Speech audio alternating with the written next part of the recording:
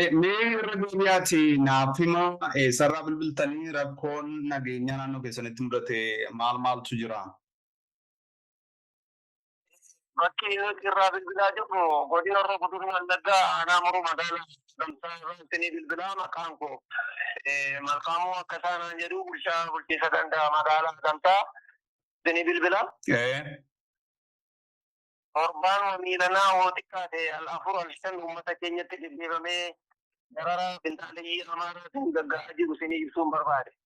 Guyyaa kaleessa biyya Eengaddaa akkasuma kana keessa naannoo ganda Dummalli bakka jedhamu baajin irraa godina Horroo Guduruu Wallaggaa aanaa makiiramu sana naannoo Bunnaa Wanzii jedhamuuf baajin irraa humni hidhatee finxaalee Amaaraa faannoo jedhee warri of waamu Oromoo hunda maqaa shaneetii warri farrajan sun uummatatti ce'anii uummata nagaa naannoo qonnaa isaarra jiru horii isaa irraa rukutanii naannoo nama 5 kan isaan bakka tokkotti ajjeesanii sokkanii. Itti fufee ammas guyyaa kaleessaa akkasuma naannoo rigatee bakka jedhamurraa hidhannoo gurguddaadhaan seenanii dargaggoo tokko Guutamaa Shifarraa Gobotoo kan jedhamu abbaa isaallee akkasuma finxaalii masalate ajjeesse akkasuma horii irraa fudhattee akkasuma guyyaa makaleessaa sana Addisuu Warquu Amanuu kan jedhamu dargaggoo kuchaa waggaa 17 kan hin guunne akkasuma ajjeesse horii irraa fudhattee kan deemte guyyaa kaleessaa. Itti fufee garuu ammas halkan sa'aatii 7 seentee uummata nagaa halkan sa'aatii 7 edda galgala ammas akkasuma seentee uummata nagaa mana isaarraa furratti dhukaasa haamaa bantee meeshaa gurguddaatiin horiiwwan hoo xiqqaate 200 oola kan isheen uffattee deemte. Humni mootummaa iddoo kana jiru iddoowwan kana hundumaa ga'uu waan dandeenyeef humna xiqqaadha gaafa humni mootummaa sun itti deemu waraana adda Oromiyaadha kan jiru iddoo sanarratti edda garaa ishee kan geesse ta'uu isaati gara rigateetti uffattee kan deemte. Amma nama meeqan ta'a amma humni mootummaa achi qubatee jiru haga ammaatti irra deddeebi'anii finxaaleeyyiin Amaaraa kun ajjeechaa lammiilee keenyarraan gahaama jiru humnoonni mootummaa naannoo sana jiran illee waan gochuu danda'an jira hin fakkaatu. Egaan ji'a hagayyaa keessa gaafa hagayya 30 nama 120 ol ajjeesuun yaadanna.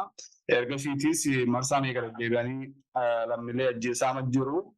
Humnoonni mootummaa waan tokko illee gochuu dandeenye waan kana ammoo ittisuudhaaf illee yaalii gochaa hin jiran. Gaafa guyyaa sanarraa kaasee iyyata uummanni iyyatirraa kaasee humni nu qaqqabeera. Humni kun immoo iddoo kanaaf gahaa miti. Humna nama 300 guunneen iddoon kun eegamuu hin danda'u. Naannoo laga Abbayyaa kiiloomeetirii 25 hanga 30 kan hin guunne kanarra kan jirru isheen laga Abbayyaa sanatti karoorii kana guurrattee bishaan kun akka inni qannatee gara naannoo manaatti keessfachuuf kan isheen horii uummataa kanaa fi nama rukkuttee kan isheen achi seenaa jirtu waan ta'eef nu humna gahaa ammas karaa mootummaa kan qaqqabuu barbaanna. Naannoon sun baay'ee Oromiyaa bakkoota biraarraa garmalee fagoodha moo akka jettanitti galaana Abbayyaarraa kiiloomeetirii 25 caalaa waan fagaatu illee miti jettan. Eessatti kan isheen uffattee deemtu eessarraa kaatee dhufteetti kan isheen kana gootu duraan haroo baggin maqaan dhooftanii turtanii ammas dabalatees rigatee bakka jedhamus deddeebi'ee maqaan isaanii ka'a. Bakka kamirraa kan isheen dhuftu warra gamaa ce'ee dhufuudha moo warri kun warra Goojjam Gondarraa dhufuudha moo warra beelaan dhufanii achi keessa qubatanii achi keessa illee amma jiranidha warri ajjechaa kana raawwatu warra kam?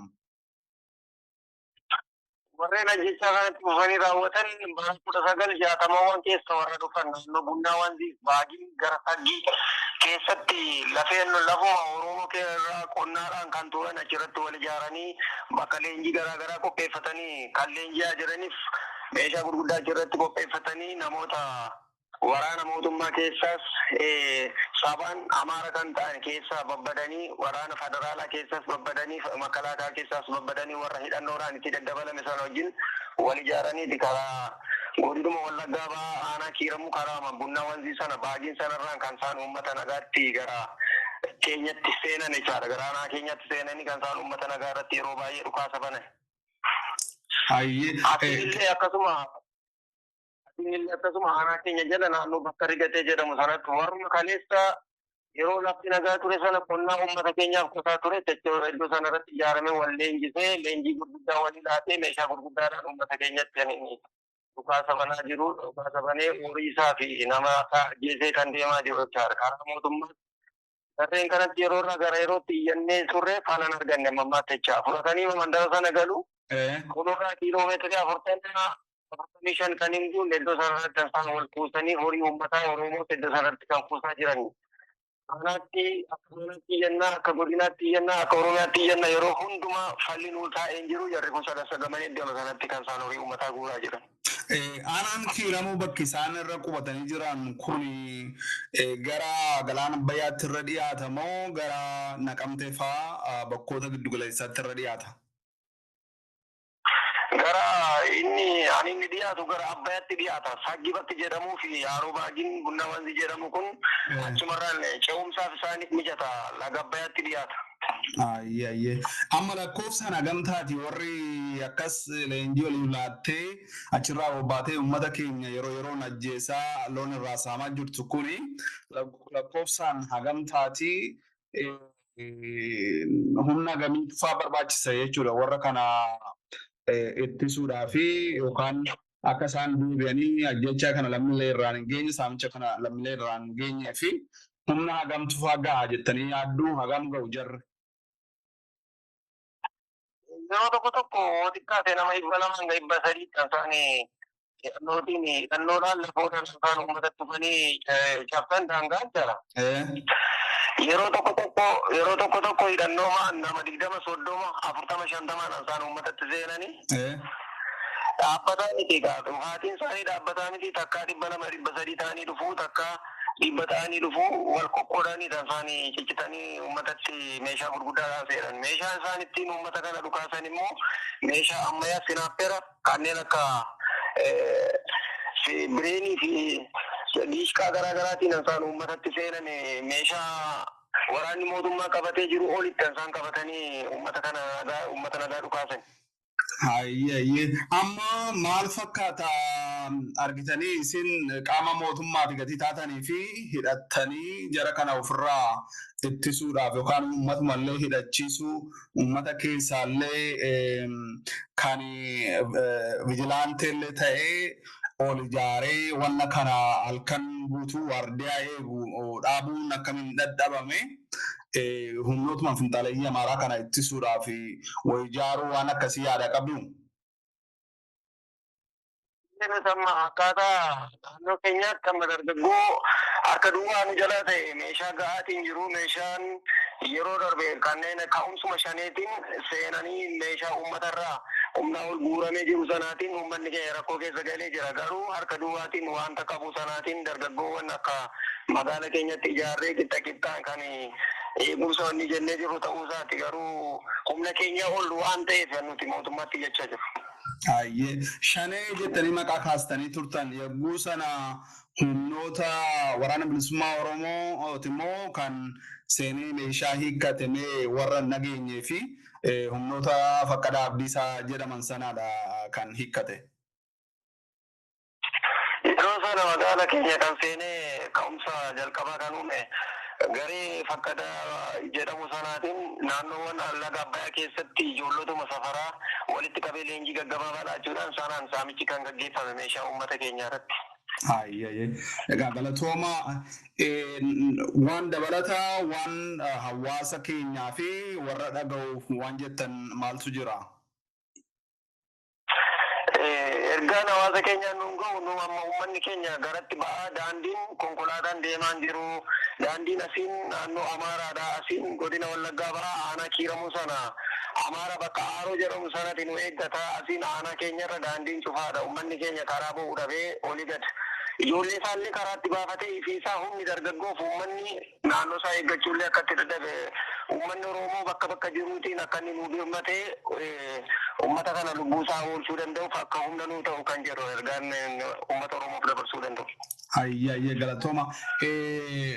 Achirraati namoonni egaan ajjechaan kun irratti deddeebi'uu saamiinsi looniif qabeenyaa irratti gaggeeffamaa jiru kun buqqaa'uun isaanii hin oolle kan buqqa'e hagamitti tilmaamtu garamitti baqatanii eessa qubatanii mi'a waan kana rakkoo hagamiitu uummatarra gahaa jira sababa hanqina nageenyaa kanaan uummanni rakkoo hagamiitu irra gahee jira warri lubbuun jiru.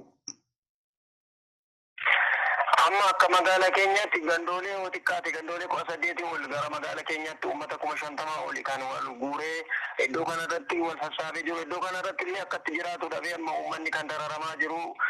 Uummanni kun rakkoo dinagdeedhaan miidhameera. Qonnaasaa waggaa 2 ol kan dhaabbate du'aaf ajjechaan kanarratti hin dhaabbanne waan nyaatu hin qabu, waan dhuguu hin qabu, waan uffatu hin qabu.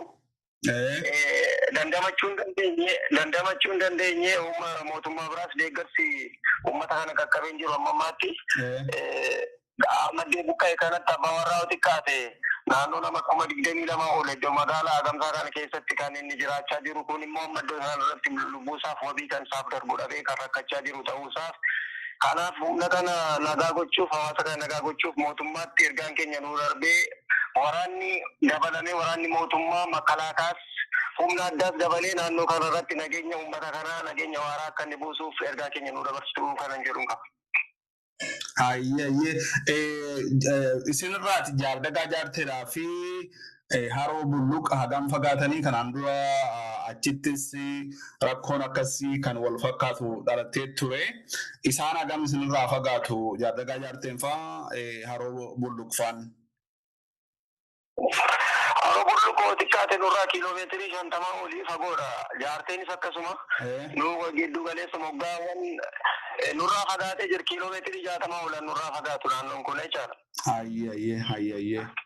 Tole daangaan nuti keessa jiru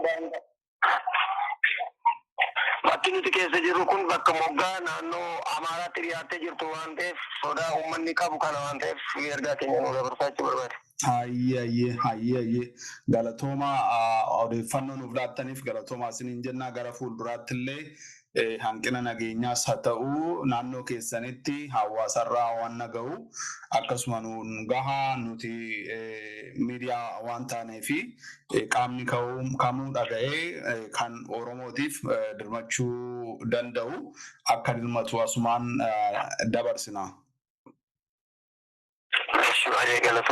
Galatooma.